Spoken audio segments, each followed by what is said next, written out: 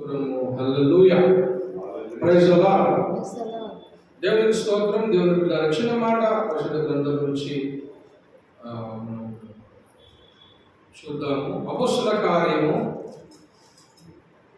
1వ అధ్యాయము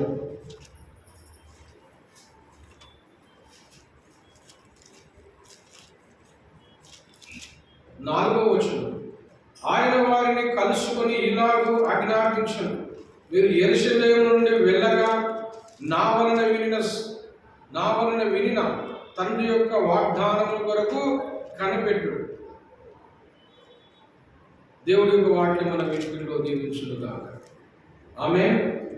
దేవునికి స్తోత్రం. దేవుని బిడ్డలారా, ఇక్కడ చెప్పబడుతున్న మాటను మనం ఒకసారి గమనించినట్లయితే 1వ అధ్యాయం 4వ వచనంలో ఆయన వారిని కలుసుకొని ఇలాగ ఆజ్ఞాపించును, మీరు యెరూషలేము నుండి వెళ్ళక అని చెబుతూ ఉన్నాడు. మీరు యెరూషలేము నుండి వెళ్ళక నా వలన వినిన తండ్రి యొక్క వాగ్దానం కొరకు కనిపెట్టుడి అని చెప్తా ఉన్నాడు. దేవుని బిడ్డలారా, యేసు ప్రభుల వారు 33.5 సంవత్సరములు భూమి మీద జీవించి బ్రతికి మరి దేవుని చిత్తమును నెరవేరుస్తూ యేసు ప్రభుల వారు దేవుని రాజ్యం కోసము ఆయన సువార్త ప్రకటిస్తూ, రాజ సువార్తను ప్రకటిస్తూ యేసు ప్రభుల వారు మరి భూమి మీద మరి దేవుని చిత్తాన్ని జరిగిస్తూ ఉన్నాడు. అలా జరిగించిన తర్వాత తాను అప్పగింపబడిన సమయమందు తన సమయములో తాను అప్పగింపబడిన సమయము యేసు ప్రభుల వారు చాలాసార్లు తప్పించుకొని తిరిగినట్లుగా దేవుని లేఖనాలు సెలవిస్తాయి. వాక్యం సెలవిస్తూ ఉంది. దేవుని బిడ్డలారా, అనేక మార్లు యేసు ప్రభుల వారు తప్పించుకొని తిరిగాడు. ఎందుకోసము అంటే ఆయన సమయము రానందున. యోహాను సువార్త 10వ అధ్యాయము 39వ వచనం చదువుతున్నాను. వారు మరలా ఆయనను పట్టుకొని చూసిరి గాని ఆయన వారి చేతుల నుండి తప్పించుకొని పోయాను. యేసును పట్టుకోవాలని చాలాసార్లు మరి అనేకులు ప్రయత్నం చేశారు. యేసును పట్టుకోవాలని, పరిసరులు శాస్త్రులు పట్టుకోవాలని ప్రయత్నం చేశారు. అనేకులు పట్టుకొని ఆయన చంపజూశారు. కానీ యేసు ప్రభుల వారు మరి తప్పించుకొని తిరిగాడు, తప్పించుకొని పోయాను అని ఇక్కడ ఉంది. వారు మరలా ఆయనను పట్టుకొని చూసిరి కానీ ఆయన వారి చేతుల నుండి తప్పించుకొని పోయాడు. యేసు తప్పించుకొని పోయాడు. యేసు ఎందుకు తప్పించుకొని పోయాడు అంటే ఆయన సమయం ఇంకా రాలేదు. దేవుని బిడ్డలారా, ఆయన సమయం ఇంకా రాలేదు.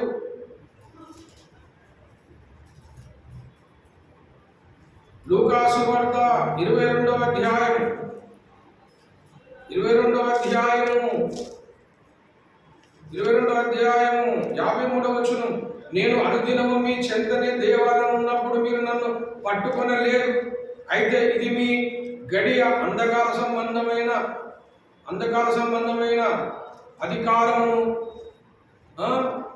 అధికారమును అనేను.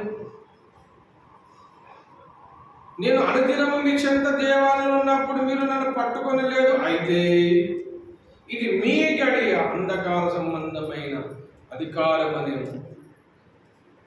యేసు ప్రభుల వారు అనేక సార్లు మరి ఆయన పట్టుకోవాలని చూస్తున్నారు. మరి ఇప్పుడు యేసయ్యను ఈ సమయాన్ని పట్టుకున్నారు. దేవుని బిడ్డ, యేసు ప్రభువు చాలాసార్లు తప్పించుకొని పోయాడు. ఎందుకోసము అంటే ఆయన సమయం ఇంకా రాలేదు. యేసు ప్రభు చాలా మంది పట్టుకుందామని చూశారు, కానీ ఆయన తప్పించుకొని తిరుగుతున్నాడు. చాలాసార్లు తప్పించుకొని తిరిగాడు. కానీ ఇప్పుడు ఏమంటా ఉన్నాడంటే ఇది మీ సమయం, అయితే ఇది మీ సమయం అంటున్నాడు. దేవుని బిడ్డ, యేసు ప్రభుల వారు ఈ సమయమున ఆయన మరి వాళ్ళకు దొరకడం అనేది జరిగింది. ఎన్నోసార్లు పట్టుకుందాం అనుకున్నారు కానీ మరి వారి ప్రయత్నాలు విఫలమయ్యాయి. కానీ ఒక సమయం వచ్చింది. ఆ సమయంలో తను తానే ఆయనకు అప్పగించుకున్నాడు. దేవుని పిల్లలు యేసు ప్రభువును వెతుక్కుంటూ వచ్చాడు. చాలాసార్లు యేసయ్య తప్పించుకుని తిరిగాడు కదా, తప్పించుకొని పోయాడు కదా. అయితే ఒకసారి మాత్రం తను తానే అప్పగించుకుంటూ ఉన్నాడు. దయచేసి చూడండి.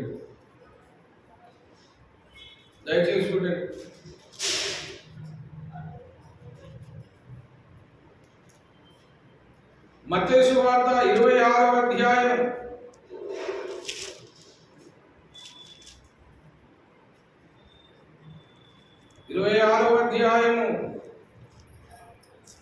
49 నుండి నేను చదువుతున్నాను. వెంటనే యేసు వద్దకు వచ్చి, బోధకుడా, నీకు శుభమని చెప్పి ఆయనను ముద్దు పెట్టుకొనెను. యేసు, చెలికాడా, నీవు చేయవచ్చినది చేయమని అతనితో చెప్పగా వారి దగ్గరికి వచ్చి ఆయన మీద పడి ఆయనను పట్టుకొనిరి. దేవుని బిడ్డలారా, యేసు ప్రభువారు ఇప్పుడు తను తాను అప్పగించుకుంటున్నాడు.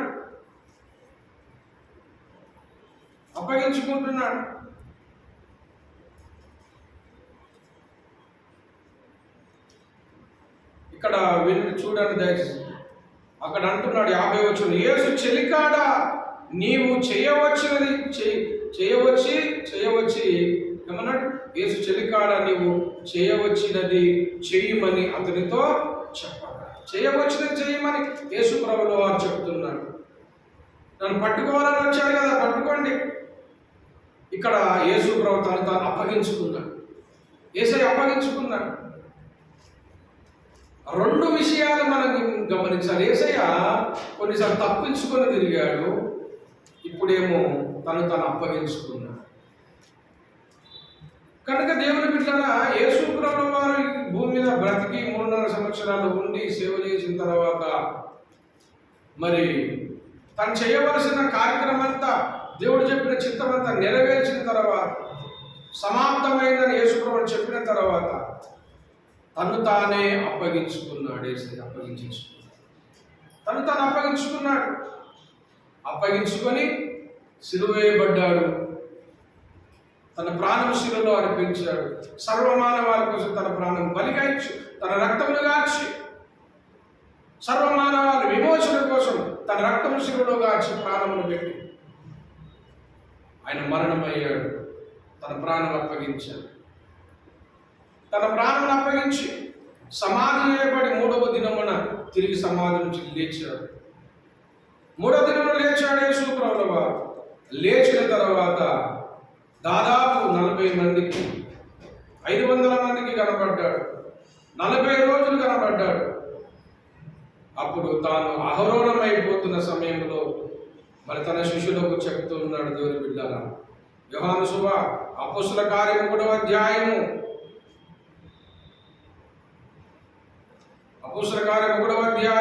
3వ వచనం, ఆయన శ్రమ పడిన తర్వాత 40 దినముల వరకు వారికి అగపడుచు దేవుని రాజ్యము గురించి బోధించుతూ అనేక ప్రమాణములను చూపి వారికి తను తాను సజీవునిగా కనపరచు. ఎన్ని దినములు కనబడ్డాడమ్మా?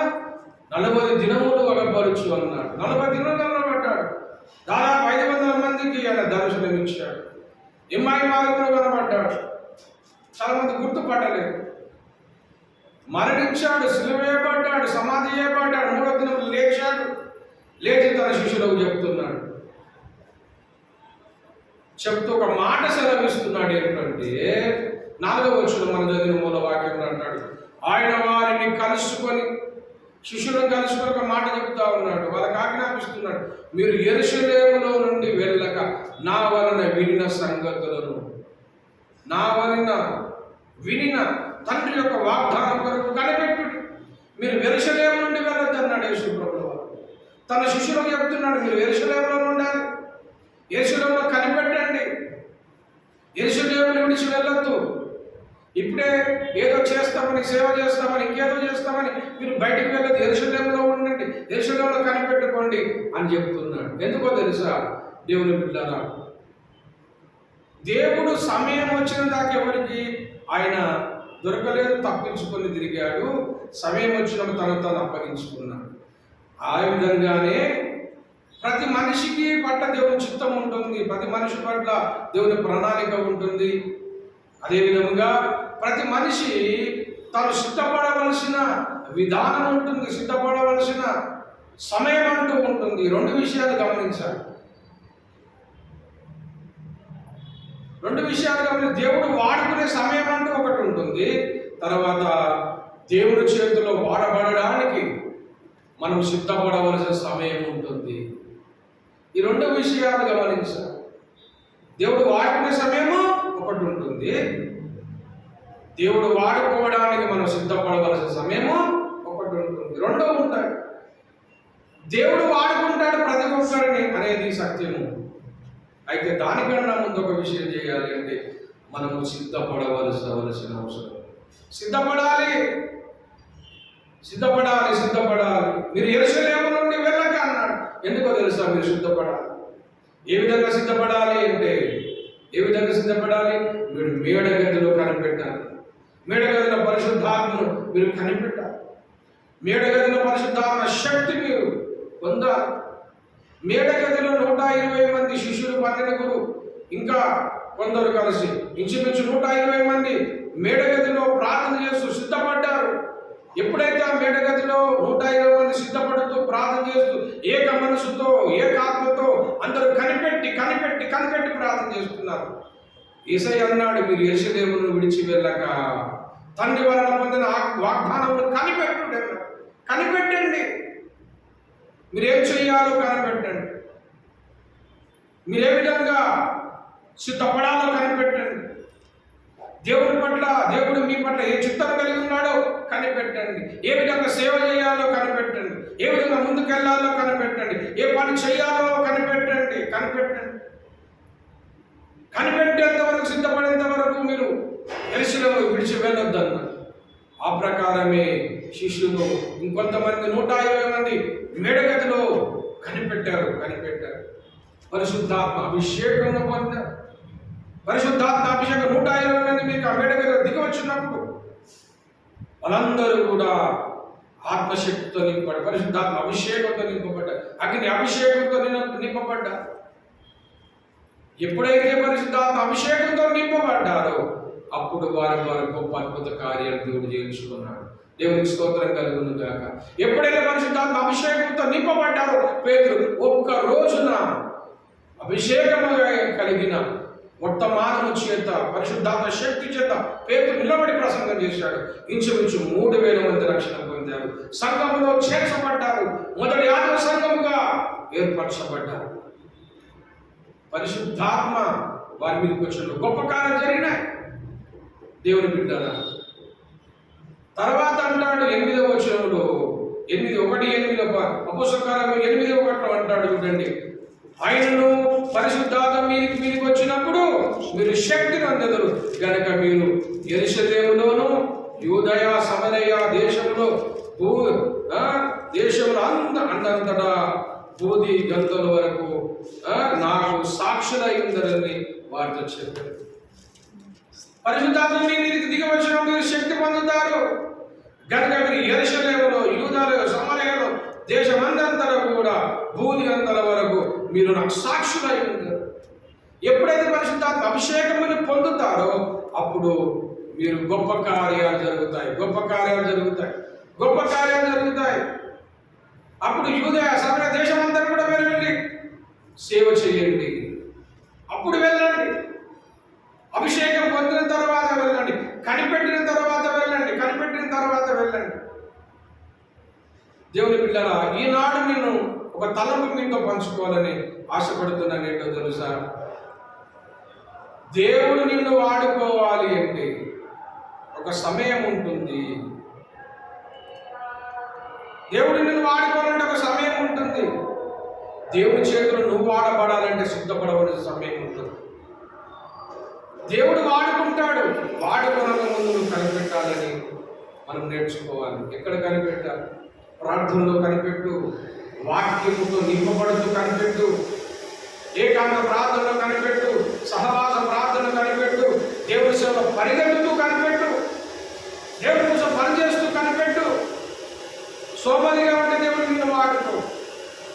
దేవుడి మీద ఆసక్తి లేకుంటే నిన్ను వాడుకోడు. దేవుడి ఆశ లేకుంటే నిన్ను వాడుకో. దేవుడు చెప్పినట్టుగా నీ బ్రతుకు లేకపోతే దేవుడు నిన్ను వాడుకోడు.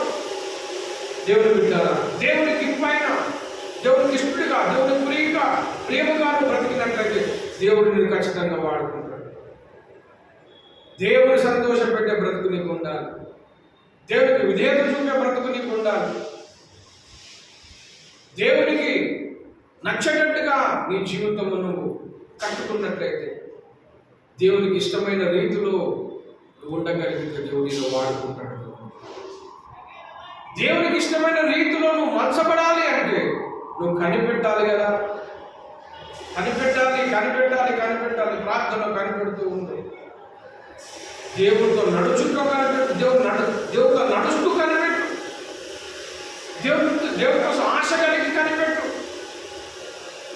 ఇలాగున కనిపెడుతూ నువ్వు సిద్ధపడగలిగితే, మేడగలి అనుభవం పొందగలిగితే, పరిశుద్ధాత్మ అభిషేకమును పొందగలిగితే, ఒంటరి ప్రార్థనలో, ఏకాంత ప్రార్థనలో నువ్వు కనిపెట్టి అభిషేకం పొంది, వాక్యంతో నింపబడి, దేవుని అగ్నితో నింపబడి, దేవుని ప్రేమతో నింపబడి, దేవుని సత్యంతో నింపబడి నువ్వు నింపబడగలిగితే దేవుడు ఒక సమయంలో నేను తీసుకొని బయటకు వస్తాడు. దేవునికి స్తోత్రం కలుగునుగా. హల్లెలూయా. దేవుడిని తీసుకొని వస్తాడు.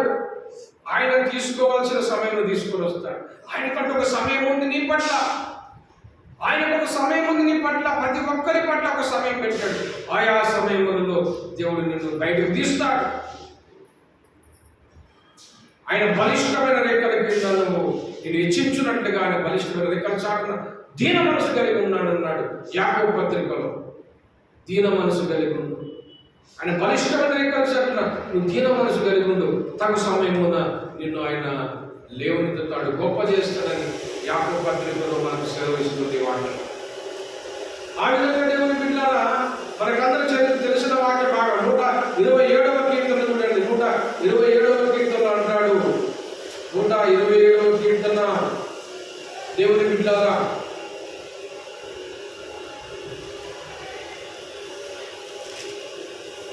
ఇది 127 కీర్తనలో చెప్పబడతా ఉంది. 4వ వచనం, యవన కాలమందు పుట్టిన కుమారుడు బలవంతుని చేతిలో బాణము వంటి వారితో తన అంబుల పొంది నింపుకొని వాడు ధన్యుడు అని చెప్తాడు. బలవంతుని చేతిలో బాణము వంటి వాడు. బలవంతుడు యేసయ్య. ఆ బలవంతుని అంబులో ఒక బాణముగా ఉండాలి. దేవుని చేతిలో ఒక అంబుల పొంది అంబు ఉంది. దేవుడు సిద్ధపరచుకున్న ఒక అంబు.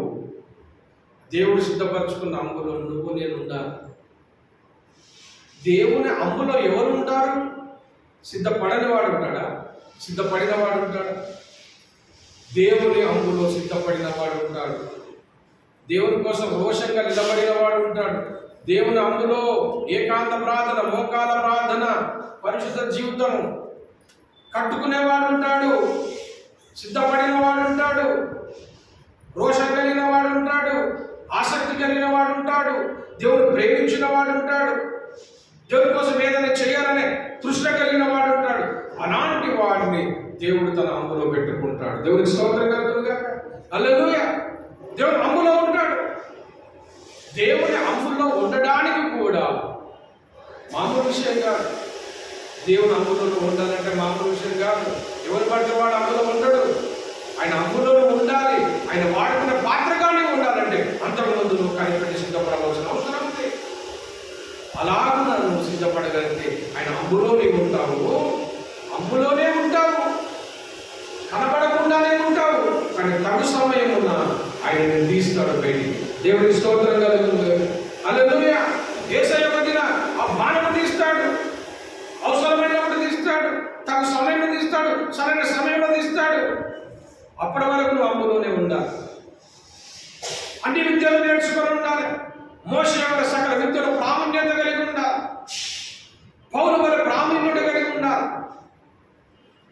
దేవుని అందులో ఉండాలి.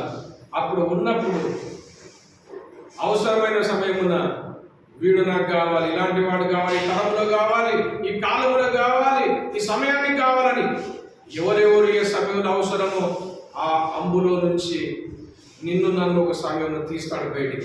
దేవునికి స్తోత్రం కలుగును గాక. ఆ అంబుల బాణం వంటిగా ఉంటే, ఆ బలవంతుల చేతులలో బాణంగా ఉంటే అప్పుడు దేవుడు వాడుకుంటాడు, గొప్ప కార్యాలు చేస్తాడు. అంతవరకు మనం ఏ విధంగా ఉండాలంటే యాకోబు పత్రిక చూడండి. యాకోబు పత్రిక చదవండి.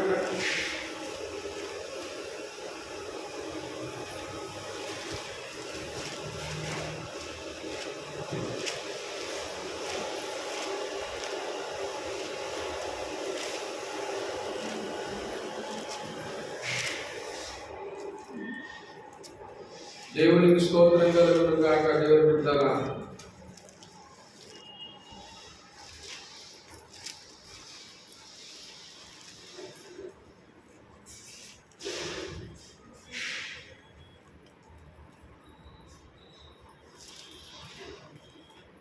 నాలుగో అధ్యాయం 6వ వచనం చదవండి ఎవరైనా.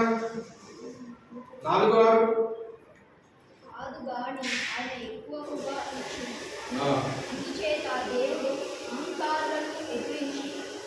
అహంకారాలను ఎదిరించి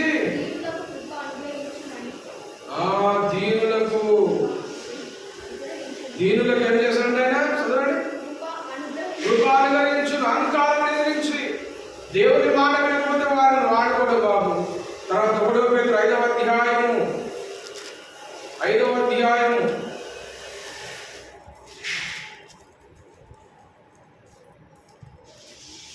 6వ వచనము, దేవుడు తగిన సమయమందు మిమ్మల్ని హెచ్చించున్నట్లు ఆయన బలిష్టమైన చేతి కింద దీన మనస్కులై ఉండుడి. దేవునికి స్తోత్రం కలుగును గాక. ఏమంటున్నాడు? దేవుడు తగిన సమయమందు మిమ్మల్ని హెచ్చించున్నట్లు ఆయన బలిష్టమైన చేతి కింద దీన మనస్కులై ఉండండి. ఆయన బలిష్టమైన చేతి కింద దీన మనసు కలిగి ఉండండి. తగిన సమయమందు దేవుడు మిమ్మల్ని హెచ్చిస్తాడు. ప్రతిదానికి సమయం ఉంది, ప్రతిదానికి సమయం కలదని ప్రసంగి గ్రంథంలో చెప్తున్నాడు. కనుక దేవుని బిడ్డారా, దేవుడు వాడుకుంటాడు తన సమయములో. ఆయన వాడుకునే రీతిగా మనము సిద్ధపడాలి. దేవుడు వాడుకున్నట్లుగా మనము సిద్ధపడి కనిపెట్టి సిద్ధపడాలి. దేవుడు వాడుకునేటట్లుగా మనం సిద్ధపడాలి. నన్ను వాడుకోవాలన్నట్టుగా మనం సిద్ధపడాలి. దేవాది సభలో నన్ను వాడుకో అని అన్నట్లుగా మనం సిద్ధపడగలిగితే, దేవుడు వాడుకున్న సమయంలో మనం సిద్ధపడగలిగి, దేవుడు వాడుకున్న రీతిలో మనం సిద్ధపడగలిగి ఉంటే మన దేవుడు వాడుకుంటాడు. కనుక దేవుని బిడ్డలారా, ఈ దినమున ఒక విషయాన్ని చెప్తున్నాను. ఏంటంటే, ఒక విషయాన్ని చెప్తున్నాను, దేవుని కోసం మనము చేయవలసిన పని చేయడానికి ముందుగా మనము కనిపెట్టి సిద్ధపడాలి. దేవుని కోసం ఏమైనా చేయాలి అనే కోరిక ఉండడం మంచిదే. దేవుని కోసం ఏదైనా చేయాలనే కోరిక మంచిదే, కానీ దానికోసం మనము సిద్ధపడాలి. దానికోసం కనిపెట్టాలి. మనం సిద్ధపడి ఆ ప్రయత్నం చేయగలిగితే, దేవుని సన్నిధిలో మనం కనిపెట్టగలిగితే, దేవుడు ఖచ్చితంగా మనల్ని వాడుకుంటాడు. దేవుడు ఖచ్చితంగా మనల్ని వాడుకుంటాడు. దేవుడు మనల్ని దీవిస్తాడు. కనుక దేవుని కోసం వాడబడాలని ఆశతో మనము ముందుగానే ఆయన సమయంలో దేవుడు వాడుకున్నట్లుగా మనము సిద్ధపడి కనిపెట్టి బలవంతులమై ఆయన అంబుల పొదిలో ఒక బలమైన బాణం వలె ఉండి మనము ముందే సిద్ధపడి ఉండాలి. నువ్వు సిద్ధపడి ఉండుటనే పని. తన సమయములో తాను తీసుకొని వాడుకోవడము దేవుని పని. నువ్వు సిద్ధపడి ఉండడం నీ పని. తన సమయంలో దేవుడు వాడుకోవడం దేవుని పని. దేవుడు వాడుకోవాలి అంటే మనం సిద్ధపడి ఉందాము. దేవుడి మాట దీవించును గాక. ప్రార్థన చేసుకుందాం. ప్రభువా నీకు స్తోత్రం.